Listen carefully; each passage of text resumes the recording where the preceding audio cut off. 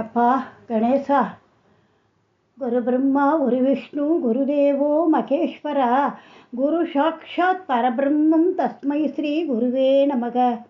காஞ்சி வாசா வித்மகே சாந்தஸ்வரூபாய தீமகி தன்னோ சந்திரசேகரேந்திர பிரச்சோதயாத். ஜீவன் முக்தி மகானந்த சாட்சி பூதாய யோகினே மகாஸ்வாமி கனிஷ்டாய சிவாரியாய நமோஸ்துதே. ஹரஹர சங்கர ஜெய ஜெய சங்கர, ஹரஹர சங்கர ஜெய ஜெய சங்கர. மகாபெரிவா இருந்த போதும் சரி, இந்த நிமிஷம் வரைக்கும் அவர் நிகழ்த்தி காட்டிய அனுபவங்களெல்லாம் பார்த்துட்டு இருந்தோம். அந்த வரிசையில் இன்னைக்கு அவர் இருந்தபோது காஞ்சிபுரத்தில் நடந்தது. சங்கர மடமே ரொம்ப கோலாகலமாக இருந்தது. நான் ஏன்னா நவராத்திரி வாழை மரங்களும் தோரணங்களும் அப்படியே பார்க்குறவாளெல்லாம் பிரமிக்கிற அளவுக்கு இருந்தது. அது சின்ன காஞ்சிபுரத்துலேருந்து பெருந்தேவி தாயார்கிட்ட இருந்தோம், காமாட்சிக்கிட்ட இருந்தோம் பலவிதமான புஷ்ப மாலைகள் அருள் பிரசாதமாக மடத்துக்கு வந்தது. அதை தவிர மடத்தில் நடக்க இருக்கிற சந்திரமௌலீஸ்வரர் பூஜைக்கு பல கூடைகளில் பூக்கள், விதவிதமான பூக்கள் காஞ்சி மடத்தில். நவராத்திரியே கேட்கணுமா, அப்போ பெரியவாளை தரிசனம் பண்ணுறதுக்கு தமிழ்நாட்டில் பல இடத்துலேருந்து எல்லாரும் வந்திருக்கா. அதுவும் அன்றைக்கி வெள்ளிக்கிழமை வேறு. வந்தவாளுக்கெல்லாம் மெதுவாக தரிசனம் பண்ணிட்டு பிரசாதம் வாங்கிட்டு போயின்னு இருக்கா. பிரசாதம் குங்குமம், எப்போ குங்குமம் கொடுப்பார். அன்றைக்கி வெள்ளிக்கிழமைங்கிற தொட்டு எல்லாருக்கும் ஒரு துண்டும் பூவும் கொடுத்தேன். சின்ன சின்னதாக கட் பண்ணி வச்சுருந்தா அந்த பூவையும் பிரசாதமாக எல்லாருக்கும் கொடுத்துட்டுருக்கார் பெரியவா. எல்லோரும் பிரசாதத்தை வாங்கிட்டு இப்படி மெதுவாக நடந்துகிட்டே இருக்கா. அப்போ ஒரு பெரிய குடும்பம், குழந்தைகள், ஆண்கள், பெண்கள், அப்படின்னு நிறைய பேர் வந்திருக்கா. அன்றைக்கி அவள் கையில் ஒரு மூங்கில் தட்டில் நிறையா பூவெல்லாம் எடுத்துன்னு வந்தா. எல்லாத்தையும் பகவான் முன்னாடி வச்சுட்டு அங்கே நிற்கிறா. அப்போ பெரியவா அப்படி பார்த்துட்டு இருக்கா. அப்போ ஒரு தட்டில் கையை வைக்கிறார், உள்ளேருந்து ஏதோ எடுக்கிறார். பார்த்தா அது தாழம்பூ. அதை கையில் எடுத்த அப்போ அந்த மடமே மனம் வீசிட்டு தாழம்பூவோட. தாழம்பூ மனம் கேட்கணுமா, அவ்வளோ ஒரு வாசனை அடைக்கும் அது.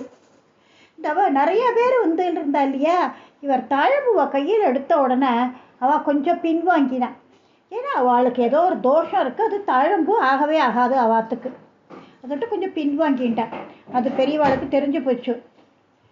சரி என்னடா அது பண்ணுறதுன்னுட்டுன்னு அவள் அப்படியே யோசிக்கிறா. ஐயோ பெரியவா நம்மளை கூப்பிட்டு இந்த தாழம்பூவை கொடுத்தா என்ன பண்ணுறது, வேண்டான்னு சொல்ல முடியாது, வாங்கிட்டாலும் அபச்சாரமாச்சே, என்ன பண்ணலாம் அப்படின்னு யோசிச்சுட்டே நிற்கிறா. அப்போ பெரியவா உடனே நாகசாமி அப்படின்னு கூப்பிடுறா. சாமி நான் தான் நாகசாமி அப்படின்னு அவன் வரான். பெரியவா சிரிச்சேன். நாகசாமி உங்கள் குடும்பத்துக்காரர்கிட்டெல்லாம் சொல்லு, நான் எடுத்துக்கிற தாழம்பூ உங்களுக்கு இல்லை, இப்போ ஒரு வயசான கழுவி ஊற்றி வருவோம், அவளுக்காக இதை எடுத்திருக்கேன் நான் அப்படின்னு சொல்லு, பயப்பட வேண்டான்னு உங்கள் குடும்பத்துக்காரர்கிட்டெல்லாம் சொல்லிவிடும் அப்படின்னு. நாகசாமி குடும்பத்துக்காருக்கு மூச்சே வந்தது. எல்லாருக்கும் தாழம்பூ அவளுக்கு இல்லை, நம்ம தப்பிச்சிட்டோன்னு. இன்னொரு அரை மணி நேரத்தில் தாழம்பு கெட்டு மூதாட்டி வரப்போறான்னு சொல்கிறா. யாராக இருக்கும், காஞ்சிபுரத்தில் இல்லாத, கடத்தெருவில் இல்லாத பூவா அப்படின்னு எல்லாரும் யோசிக்கிறா. எல்லாருக்கும் ஒரே குழப்பம். எல்லாரும் இந்த பார்வையும் வெளியில் இருக்குது, யார் வரப்போறான்னு பார்க்கறதுக்கு. தாழம்பூவை தேடி எந்த மூதாட்டி சங்கர மடத்துக்கு வரப்போறா அப்படின்னு யோசிக்கிறா. பெரியவா அப்படி சொல்கிறாளேன்னு எட்டி எட்டி பார்த்துட்டும் இருக்கா, போயிட்டும் இருக்கா. இப்போ நாகசாமியோட குடும்பம் பிரசாதங்கள்லாம் வாங்கிட்டாச்சு. குங்குமம், மல்லிப்பூவெல்லாம் கொடுத்து, ரோஜா எல்லாம் கொடுத்து அவளும் கிளம்ப பார்க்குறா. ஐயோ இன்னும் யாரோ வரான்னு சொன்னாவா, இன்னும் வரலையே அப்படின்னு சொல்லிட்டுன்னு. அப்போ திடீர்னு ஒரு பரபரப்பு. எல்லாரும் என்னங்கிற போல வாசல் பக்கம் பார்த்தா. அப்போ அந்த வயசானவ வேர்த்து விறுவிறுக்க உள்ளே நுழைஞ்சின்னு இருக்கா. அவளோட முகங்கள்லாம் ஒரே வேர்வை தான். வழியை விடுங்கோ, நான் பெரியவாளை தரிசனம் பண்ணிவிட்டு உடனே நான் ஊருக்கு கிளம்பி ஆகணும், கடைசி பஸ்ஸு புறப்படுற நேரம் ஆயிடுத்து அப்படின்னு வாய்க்குள்ளே முனைகிட்டே வர பக்தாலாம் ரொம்ப வலுக்கட்டாயமாக தள்ளுறா.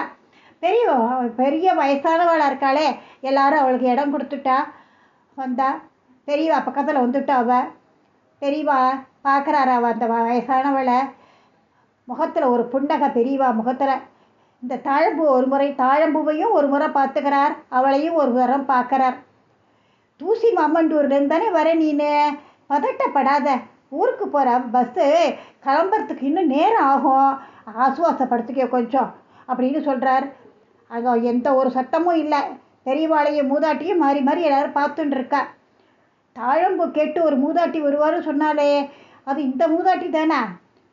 மூதாட்டியோட பரபரப்பையும் பெரியவாளோட முகத்தில் தெரியற புண்டகையும் வச்சு பார்த்தாக்க இவராக தான் இருக்கணும் அப்படின்னு நினச்சிக்கிற அவாவா. பெரியவாளுக்கு முன்னால் நின்றுந்த மூதாட்டி ஒன்றுமே பேசலை, அமைதியாக இருக்கா.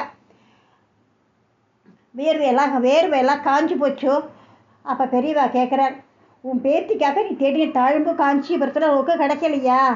ஆமாம் சாமி, என் பேத்திக்கு தலையில் தாழம்பு வச்சு பின்னணுன்னு திடீர்னு ஆசை வந்துடுத்து. மழலை சொல் மாறாமல் அது என்கிட்ட கேட்டுடுச்சு. அப்புறம் போகிறேன், காஞ்சிபுரம் போகிறேன், வாங்கியாரேன்னு சொல்லிட்டு வந்துட்டேன். அங்கே இங்கேன்னு பல இடத்துல தேடிட்டேன், எங்கேயும் தாழம்பூவே இல்லை சாமி. ரொம்ப ஏமாத்தமாக இருந்தது. இவ்வளவு தூரம் வந்துட்டோம், உங்கள்கிட்ட விழுந்து கும்பிட்டுட்டு போகலாமேன்னு தான் மடத்துக்கு வந்தேன் சாமி அப்படின்னு ஒரே மூச்சில் சொல்லி முடித்தா. குரல்லானா சொரத்தே இல்லை. என் பேத்தி வர்றப்ப தாழம்பூவோட வரேன்னு சொல்லிட்டு கிளம்பினேன். இன்னைக்குன்னு பார்த்து அவள் தூங்காமல் தாழம்புக்காக வீட்டு வாசலில் கடைசி பஸ் வர்ற வரைக்கும் எனக்காக காத்துட்ருப்பா அப்படின்னு சொன்னா பாட்டி. தாழம்பூ அவள் கேட்டா, என்ன பதில் சொல்ல போகிற? சொல்ல போகிறேன்னு தெரியல அப்படின்னு அவளோட மனசு ரொம்ப இதுவாக இருந்தது. குறையா சொல்லி முடித்தா. மடத்தில் கூடியிருந்த மொத்த பக்தர்களும் சம்பாஷணையை கேட்டுட்டே ஆடித்தான் போயிட்டா. எங்கேயோ ஒரு கிராமத்தில் இருந்த பொண்ணுக்கு தாழம்பு தேவைங்கிறத பெரியவா எப்படி கணிச்சார்? எப்படி அவருக்கு தெரிஞ்சுது? இந்த மூதாட்டி இங்கே வருவான்னு எப்படி அருடா சொன்னார் அவர்? அப்படியே ரொம்ப பிரமிப்பாக எல்லாரும் பார்த்துட்டு இருந்தா. பரிதாபத்தோடு அந்த மூதாட்டியை பார்த்து கருணை தெய்வம், நீ அழ வேண்டாம்மா, காஞ்சிபுரத்தில் இருக்கிற பெருந்தேவி தாயாரே உனக்காக என்கிட்ட தாழம்பூவை அனுப்பியிருக்கா, அதை தரேன், கொண்டு போய் உன் பேத்திக்கிட்ட கூட சந்தோஷப்படுவா அப்படின்னு சொல்லி அந்த காஞ்சிபுர தாயாரோட பிரசாதமான தாழம்பூவை எடுத்து மூதாட்டிகிட்ட கொடுத்தார். கூடவே ஒரு ஆப்பிளையும் கொடுத்து, இந்தா இதை பேத்திக்கிட்ட கொடு அப்படின்னு சொல்லி கொடுத்துட்டார். அவ்வளோதான், அவளோட கண்ணுலேருந்து அப்படியே பொலன்னு தண்ணு கொட்டுறது, உடல் பதறது. சாமி, இந்த தாழம்பூவை எங்கிட்ட கொடுக்கறதுக்காகத்தான் இன்னைக்கு மடத்துக்கு வரவழைச்சேன். தாயாரோட பிரசாதமாக இந்த தாழம்பூவை என்கிட்ட தரத்துக்காக தானே ஊர்லேயே தாழம்பு கிடைக்காம பண்ணிட்டேன் சாமி அப்படின்னு அப்படியே அவளுக்கு என்ன பேசுறது என்னன்னே தெரியல. கைவசம் வச்சுருந்த ஒரு பைக்குள்ள அந்த தாழம்பூவை பத்திரப்படுத்திட்டு மூதாட்டி புறப்பட்டா. மெல்ல போ, கடைசி பஸ்ஸு கிளம்புறதுக்கு இன்னும் நாழி இருக்குது, பக்குவமாக சொல்லி அனுப்பினார் மகாபெரிவா. வாசல் வர வந்து மூதாட்டியை ஒரு சில ஊழியர்கள்லாம் அனுப்பி கொடுத்தா. அப்புறம் மூதாட்டி ஊருக்கு போனா. பேத்தி கையில் தாழம்பூவை கொடுத்தா. பெரியவா கொடுத்த பிரசாதமான ஆப்பிளையும் கொடுத்தா. பேத்தியோட முகத்தில் அந்த சந்தோஷத்துக்கு அளவே இல்லை. நன்றி, வணக்கம்.